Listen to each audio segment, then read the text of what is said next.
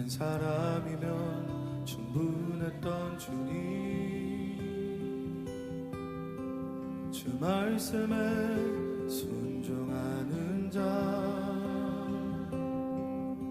한 걸음마다 하나님 말씀을 지하여 주님의 마음에 동참하는 자,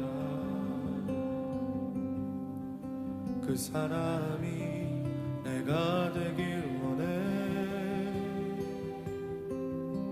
주 말씀에 순종하는 자, 한 걸음마다 하나님 말씀을 지하여 주님의 마음에 동참하는 자,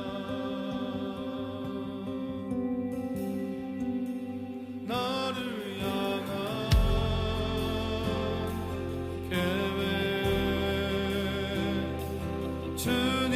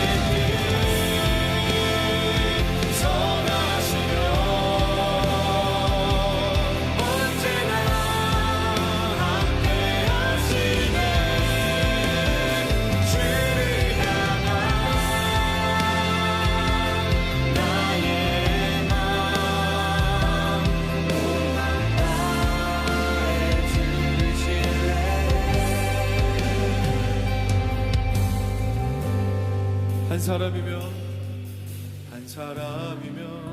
충분했던 주님, 주 말씀에 순종하는 자, 한 걸음마다 하나님 말씀을 지하여 주님의 마음에 동참하는 자.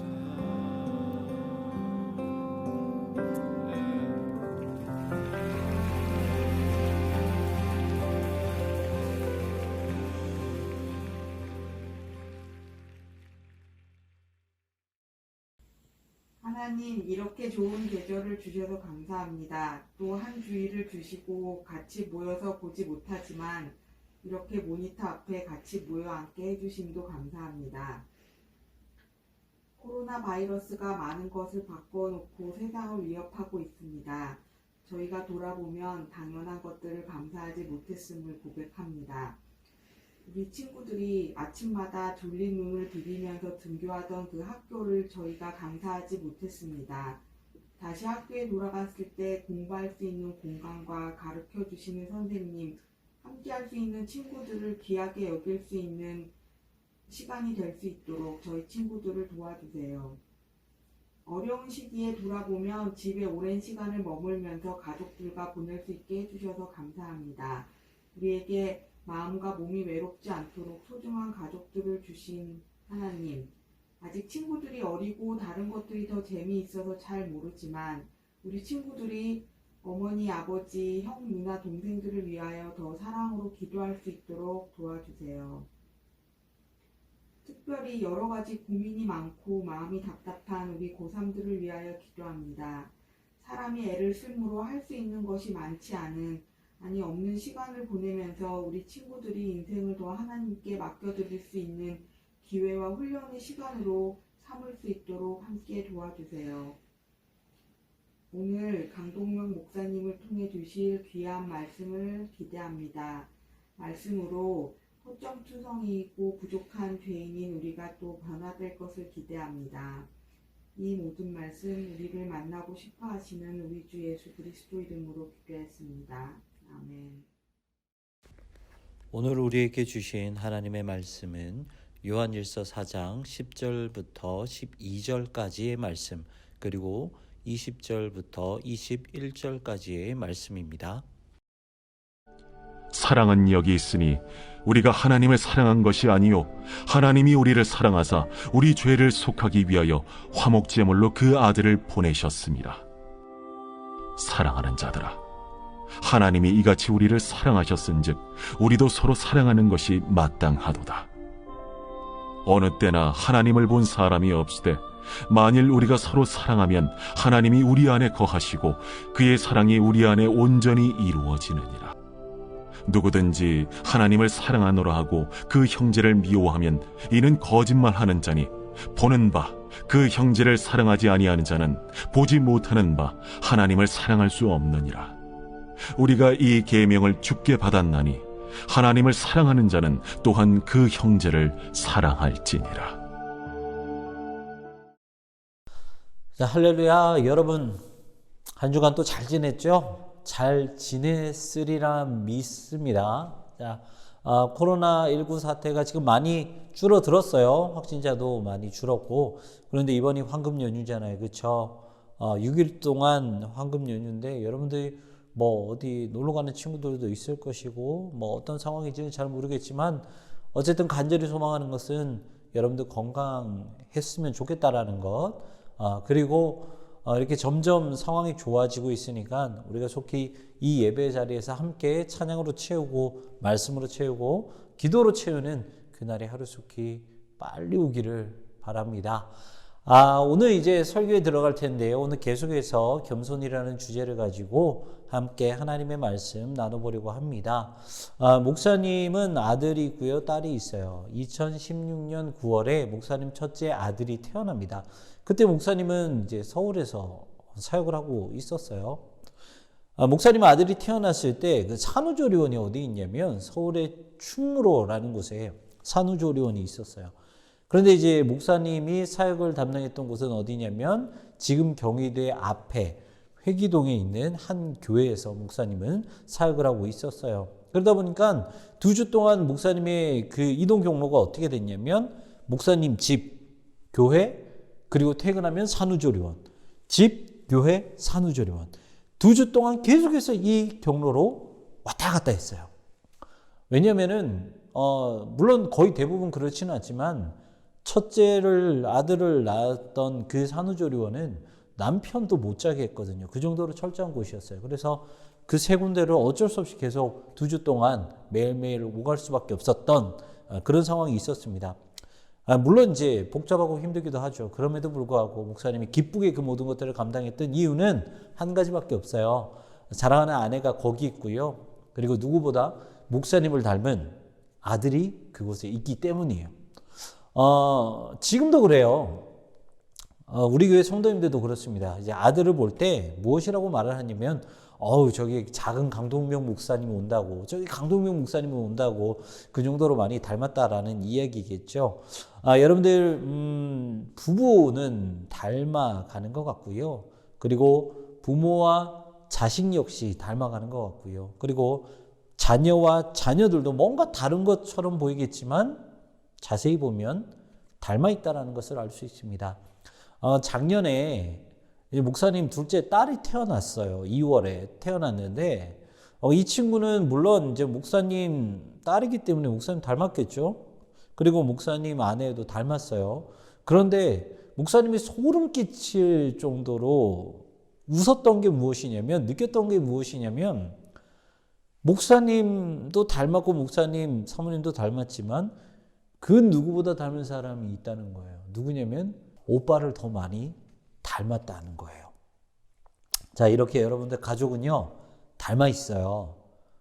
외모만 닮은 것이 아니고요, 그 가족 안의 분위기, 그리고 문화, 그리고 가족의 성향과 성격, 이 많은 것들이 닮아 있다는 것입니다.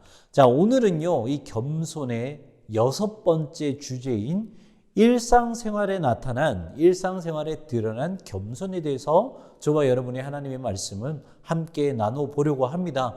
여러분들, 우리가 겸손을 드러내기에, 겸손뿐만 아니라 하나님의 말씀을 드러내기에 가장 중요한 장소가 어디냐면 바로 일상생활이라는 거예요. 목사님의 일상생활이 될 수도 있고요, 여러분들의 일상생활이 될 수도 있다는 것입니다. 왜 그렇다면 일상생활이 그만큼 중요한 것인가?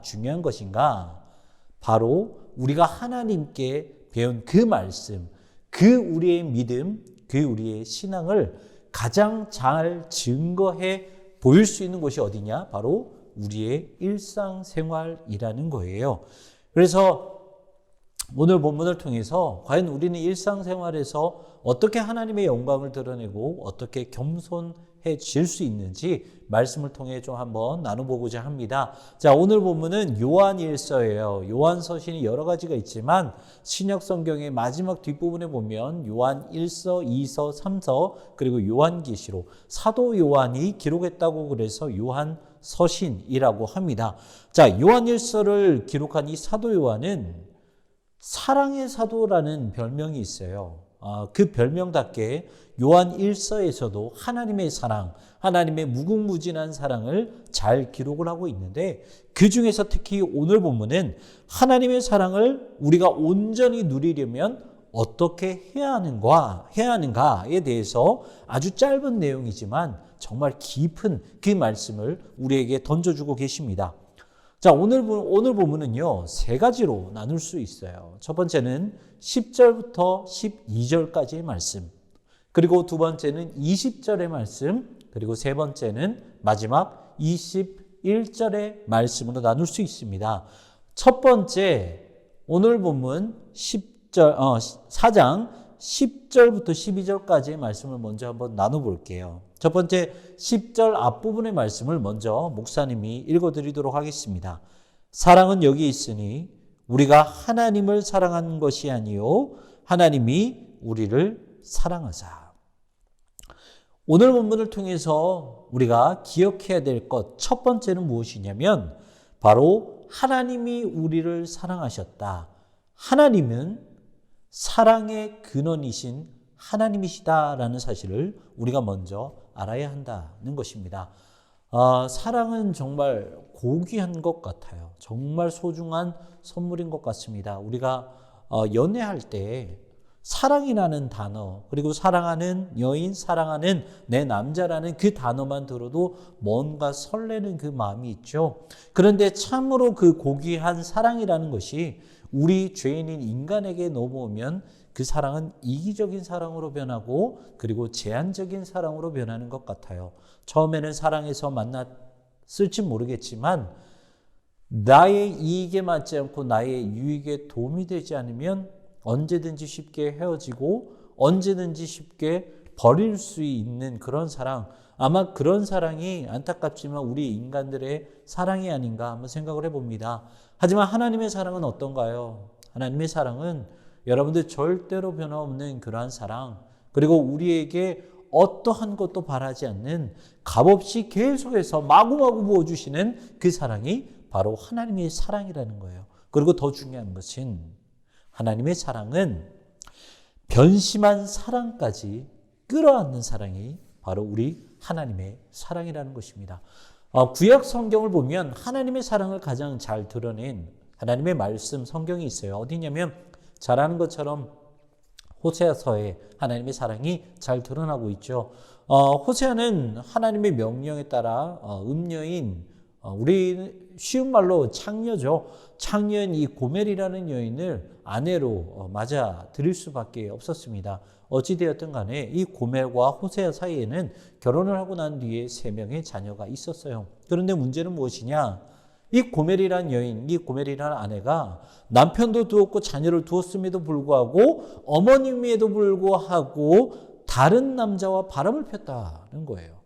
여러분들 구약의 율법의 말씀을 가지고 그 잣대를 댄다 그러면 호세아는 이 바람핀 자신의 아내 고멜과 그리고 그 남자 두 사람을 고발을 할 수가 있어요. 그리고 이렇게 고발당한 사람은 율법에 의거하여 여러 사람들이 보는 그 앞에서 죽어야만 했던 그러한 사람들이었다라는 것이죠. 하지만 호세아서를 잘 살펴보면 호세아는 그 두 사람을 율법으로 정죄하지 않고 고멜을 오히려 그 아내를 값을 치르고 다시 한번 자신의 아내로 삼습니다. 그리고요, 그 아내와 바람을 핀, 그 아내와 음란한 짓을 저지른 그 남자마저도 해하지 않고 용서해버렸다라는 거예요. 여러분들, 이게 하나님의 사랑입니다. 둘째로 하나님은 그 값없는 사랑을 십자가에서 드러내셨다라고 말씀하고 있습니다. 오늘 보면 10절 그 뒷부분에 이렇게 기록이 되어 있어요. 하나님이 우리를 사랑하사 우리 죄를 속하기 위하여 화목제물로 그 아들을 보내셨습니다. 목사님이 한 말씀 더 읽어드리도록 하겠습니다. 로마서 5장 8절의 말씀이에요. 우리가 아직 죄인 되었을 때에 그리스도께서 우리를 위하여 죽으심으로 하나님께서 우리에 대한 자기의 사랑을 확증하셨느니라. 아멘. 여러분, 하나님의 조건 없고 값없는 사랑의 절정은 예수 그리스도의 십자가 위에서 나타나셨다는 것입니다. 만약 하나님이요, 공의의 하나님만 되시고 우리가 진 그 빚을 따지시는 계산적인 하나님만 되신다면 모든 인류뿐만 아니라 모든 피조 세계의 마지막은 절망적인 멸망으로 귀결할 수밖에 없어요. 하지만 그 사건은 어디에서 뒤집어집니까? 이러한 모든 빚과 이러한 모든 재환과 이러한 모든 멸망과 죽음이 어디에서 뒤집어집니까? 그것은 다름이 아닌 우리 주 예수 그리스도께서 지신 그 십자가, 우리의 모든 빚을 탕감시켜 주시기 위해 지신 그 십자가에서 모든 것이 뒤집어졌다는 것입니다. 그래서 셋째로 사도 요한은 그 사랑을 받은 자로서 마땅히 해야 되는 것이 무엇이라 말씀하고 있냐면, 하나님이 우리를 사랑하셨던 것처럼 그 사랑으로 우리는 서로 사랑해야 한다라고 말씀을 하고 있습니다. 이것을 우리가 예수님의 십자가의 관점에서 자리라는 메타포, 자리라는 그 은유로 우리가 설명하고 들을 줄 알아야 되는데, 이 자리라는 메타포가 무슨 의미냐면 여러분들 우리가 십자가의 자리는 원래 누가 있어야 하는 자리죠? 예수님이 아니라 원래 우리가 서 있어야 되고 원래 우리가 매달려야 하는 자리예요. 그 자리를 대신해서 누가 지셨어요? 예수님께서 그 자리를 대신하셨다는 거예요. 그렇기 때문에 우리 역시 어떻게 해야 돼요? 우리를 사랑하신 주님의 자리로 가서 주님처럼 우리 역시나 다른 이들을 사랑해야 한다라는 거예요. 그리고 사도 요한은 우리가 하나님의 사랑을 함께 나누어야만 하는 이유를 12절에서 이렇게 말씀하고 계십니다. 어느 때나 하나님을 본 사람이 없으되 만일 우리가 서로 사랑하면 하나님이 우리 안에 거하시고 그의 사랑이 우리 안에 온전히 이루어지느니라. 아멘.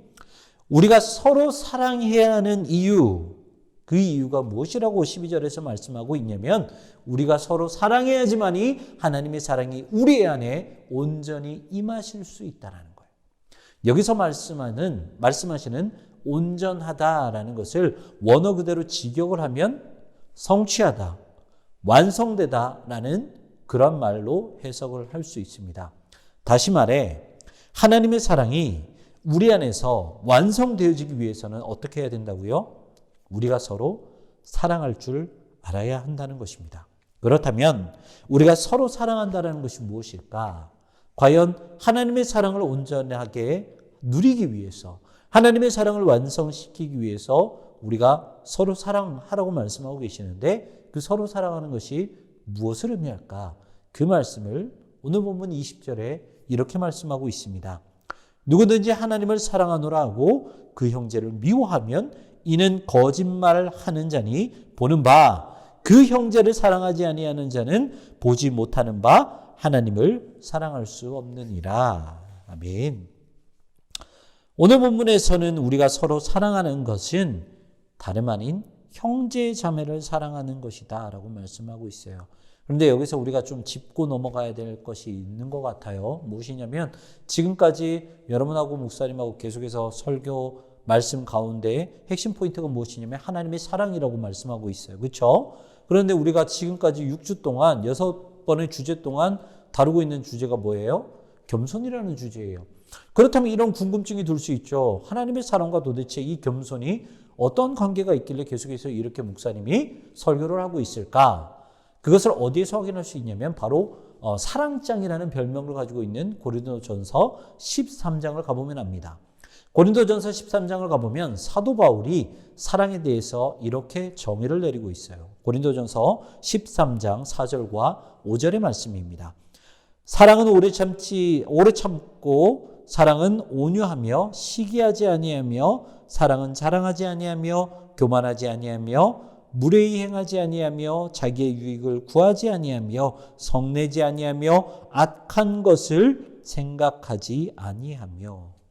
사랑에 대해서 여러 가지로 설명하고 있지만 요약을 하면 무슨 말씀이냐면 사랑은 곧 겸손이라는 말이에요. 정리해서 말하면 형제 자매를 사랑하는 것은 곧 그들을 섬기기 위해 겸손해지는 것이 형제 사랑, 자매 사랑이라는 것입니다. 그런데 여기서 문제가 하나가 생기게 되죠.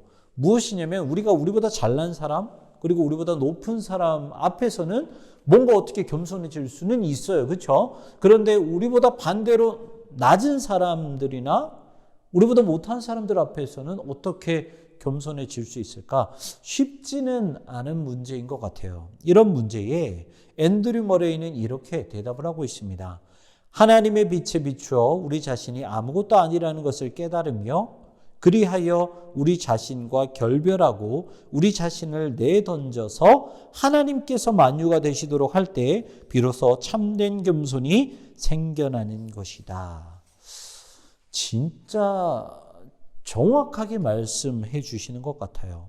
여러분 우리 안에는요 기본적으로 이 비교 의식이 자리 잡고 있어요. 그래서 자기보다 잘났거나 자기보다 높은 사람한테 쉽게 겸손해질 수 있을 거라고 생각을 하죠. 아니에요. 우리 마음 가운데 기본적으로 즉흥적으로 올라오는 마음이 어떤 마음이냐면 아무리 우리보다 잘난 사람이다 하더라도 우리가 그 사람 앞에서 겸손해지는 것이 아니라 자연스럽게 비교의식이 우리 안에서 일어난다는 거예요. 그래서 나는 왜 이것밖에 안 되지 않을까? 자기 비하가 시작이 되고요.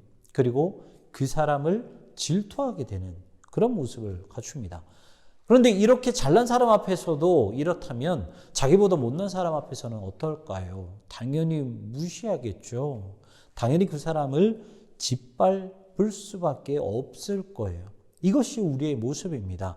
이렇게 어떻게든 간에 여러분들 우리가 누구든지 그 사람 앞에서 겸손해지기는 어렵다는 거예요.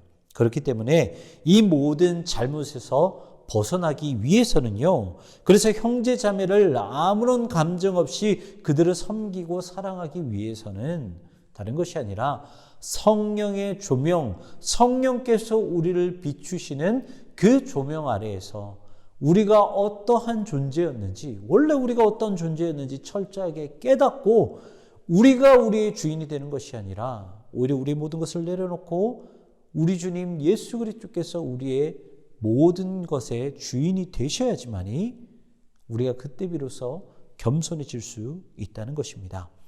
그리고 우리는 여기서 멈춰서는 안 돼요. 우리가 성경에서 형제를 사랑하고 자매를 사랑하십시오라고 말을 하지만 우리는 그것을 사랑하는 것으로 그쳐서는 안 되고 형제 자매의 범위를 확장시킬 필요가 있다는 것입니다. 그것이 무엇이냐면 주로 성경에서 말하는 우리가 형제 자매라고 하면 우리의 가정 아니면 신앙 공동체 안에 있는 사람이 보통 형제 자매로 이렇게 설명을 하고 있어요. 그런데 우리가 사도행전 1장 8절에 보면 선교의 범위가 어떻게 확장되어지고 있나요? 예루살렘에서 온 유대로, 온 유대에서 사마리아로, 사마리아에서 땅끝까지로 선교의 범위가 확장되어지고 있다는 것을 우리가 잘 알 수 있죠. 우리가 형제 자매를 사랑하는 것 또한 마찬가지입니다. 우리의 가족을 사랑하고 그리고 우리의 신앙 공동체 안에 있는 많은 친구들 그리고 신앙의 선배들, 신앙의 후배들을 사랑하고 그것으로 그치지 말라라는 거예요. 신앙의 공동체에 있는 형제 자매들을 사랑했다면 신앙 공동체 밖에 있는 사람들을 사랑함으로 말미암아 그들 앞에 겸손한 자세로 자신 스스로를 낮춤으로 말미암아 여러분들 역시 사도행전 1장 8절의 말씀처럼 온 세계까지 형제 자매의 범위를 넓혀 가야 한다는 것입니다. 여러분들 그리스도인이요 쫓아야 될 것은 그리스도인들이 따라야 될 것은 세상의 고상함과 고지식함이 아니에요. 왜냐하면 오히려 세상적인 그런 고상함과 고지식함은 말씀의 본질로부터 멀어지게 만들기 때문이에요. 그렇다면 우리 그리스도인들이 쫓아야 할 본질은 무엇일까요? 바로 한 가지 십자가라는 것입니다. 오직 십자가를 쫓아야 우리 일상에서 겸손이 드러나게 되고 그 겸손으로 세상에 빛과 소금된 존재를 그 사명을 감당할 수 있다는 거예요. 여러분들 영성가이자 목사님이신 이신 목사님이라는 분이 계세요. 그 목사님께서 이러한 말씀을 남기셨습니다. 그분은 나를 믿어달라고 요청하시는 것보다 내 속을 알아달라고 하십니다. 이 목사님이 설교 준비를 하면서 책을 보고 이 말씀을 인용했는데요. 마음 한켠이 좀 애잔하고 찡한 그러한 감정을 느꼈어요. 하나님은 우리를 믿어달라고 요청하지 않으시고 오히려 하나님 속을 알아달라고 말씀하셨다는 거예요. 여러분들 코로나19 사태로 교회는 앞으로 많은 변화가 있을 것이고요. 그리고 세상으로부터 잘하고 있느냐 날카로운 시선을 받게 될 거예요. 이런 시국에 사도 요한은 오늘 본문 마지막 21절을 통해서 우리에게 이렇게 말씀을 하고 계십니다. 우리가 이 계명을 주께 받았나니 하나님을 사랑하는 자는 또한 그 형제를 사랑할지니라. 잠언 25장 13절에 이런 말씀이 있어요. 충성된 사자는 그를 보낸 이에게 마치 추수하는 날에 얼음 냉수 같아서 능히 그 주인의 마음을 시원하게 하느니라. 아멘. 사랑하는 우리 고등부 친구들, 여러분들 일상에서 겸손한 마음으로 차별 없이 많은 사람들을 사랑해 주기를 간절히 바랍니다. 그래서 오늘 본문 마지막 21절의 말씀처럼 그 하나님의 명령, 형제 자매를 사랑하라는 하나님의 명령을 지키고요. 그리고 잠언 말씀처럼 우리가 행하는 그 모든 겸손과 행동을 통해서 우리를 이 땅 가운데 보내신 하나님의 마음을 속 시원하게 해줄 수 있는 여러분들 되시기를 간절히 소망합니다. 여러분, 조금 힘들지만 우리가 처한 그 상황 가운데에서 조금만 버티면서 기도하면서 진짜 하나님께서 우리에게 원하시는 것이 무엇인지 기도로 발견하는 그런 하루하루가 되셨으면 좋겠어요. 그래서 여러분들 삶 안에서 하나님의 음성이 들려지기를 소망하고, 그리고 그 하나님의 음성을 통해서 성령의 조명을 통해서 여러분들의 그 모든 모습이 하나님께 영광을 올려드리는 귀한 모습 되기를 주님의 이름으로 축원합니다. 함께 기도하겠습니다. 우리 함께 기도할 때 우리 가슴에 손을 얹고 이렇게 기도했으면 좋겠습니다. 하나님, 무엇보다 하나님의 사랑을 잘 드러낼 수 있는 것은 우리의 겸손임을 말씀을 통해 깨닫습니다. 하나님은 사도 요한을 통해서 하나님의 사랑을 우리에게 가르쳐 주셨을 뿐 아니라 그 사랑을 함께 나누고, 그리고 그 형제 자매를 사랑하되 그것을 온 세계 열방까지 사랑하라고 우리에게 명령하고 가르치셨습니다. 하나님, 우리에게 힘을 주시고 무엇보다 우리가 스스로 주인 되는 것이 아니라 우리의 삶의 모든 것에 예수 그리스도께서 그 십자가가 주인됨으로 말미암아 우리가 하는 그 모든 행실을 통해서, 모든 겸손을 통해서 충성된 사자가 되고, 그러므로 말미암아 하나님 아버지의 그 속을 시원하게 만들어 줄 수 있는 우리가 될 수 있도록 주님 은혜를 베풀어 주시옵소서. 오늘 말씀을 기억하며 우리 간절한 심령으로 기도하며 나아갑니다. 기도합시다.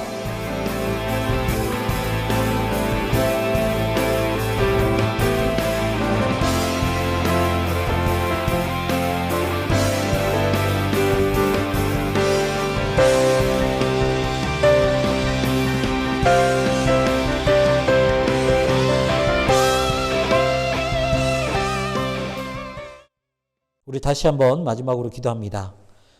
지금은 우리 주 예수 그리스도의 은혜와 하나님의 변함없으신 사랑과 성령님의 내주교통 위로하심과 역사 충만하심이 겸손한 마음으로 많은 이들을 섬기며 충성된 사자로서 하나님의 마음을 시원하게 하는, 그래서 하나님의 사랑을 온전하게 누릴 뿐 아니라 하나님이 찾으시는 한 사람 되기를 소망하는 사랑하는 모든 고등부 친구들과 선생님들 위해 이제로부터 영원까지 함께 하시기를 축원하옵나이다. 아멘.